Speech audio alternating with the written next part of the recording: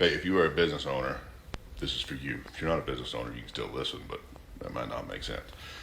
I heard this from the guy that does TED Talk, and he was talking about the rule of constraint, which I didn't really understand until I listened to what he was talking about. Then made sense. Didn't really think about it.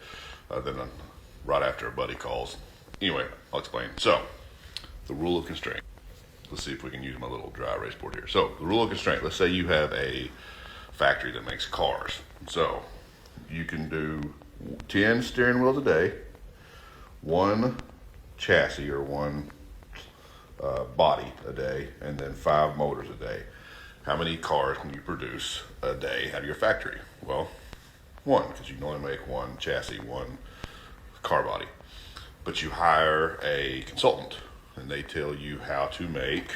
Let's see if I can do this without while riding. Hold on one second. Okay, I couldn't write and hold the phone. So now they teach you how to make 100 steering wheels a day, one chassis, and 50 motors. How many cars can you output a day? Still, one. You are constrained by that, whichever one slows you down the most, which happens to be the car chassis in this scenario. And so it says most people concentrate on the wrong things. They put too much time and energy on the wrong aspects of their business, when really they need to sit down and focus. What is the one thing limiting how fast they can grow? So a buddy calls me.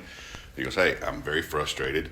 I've got this chiropractic clinic. I see 100 people a day, and it's great, but I want to make more money. And I said, well, you got 3 choices, man.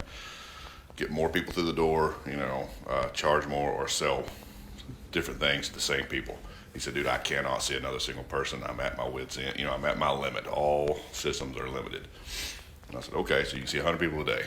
That was his constraint. That was his one thing, his car chassis. And he had talked to all these consultants, and they were talking about marketing and all this and referrals. But he said, man, I just can't fit any more new people in today. And so it's simple. Raise your price $5 to $10 per visit. And so he started doing the math. He goes, well, man, if I do that, that's an extra $500 to $1,000 a day, depending if I go for $5 or $10. And I said, yeah. So that allowed him to move his rule of constraint up. And anyway, and then I said, hey, by the way, if you really want to increase your revenue, then bring in another service that you can offer that does not require you. And so he wanted to do weight loss, because I was telling him weight loss is a fantastic way of helping people get healthy, helping them feel better about themselves, but it's all staff driven.